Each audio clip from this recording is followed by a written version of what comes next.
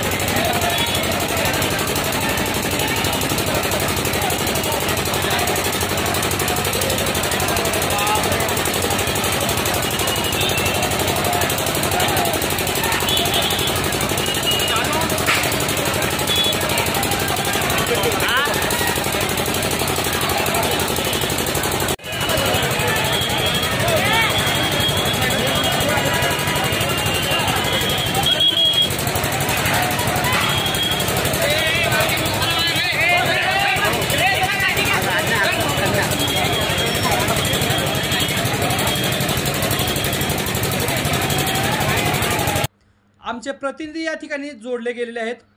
आपण त्यांच्याकडून सविस्तर माहिती जाणून घेणार आहोत। नेमकं या आगीमध्ये जीवितहानी, वित्तहानी किंवा आणखीन काही नुकसान झालेलं आहे का, थेट आपण प्रतिनिधीशी संवाद साधणार आहोत।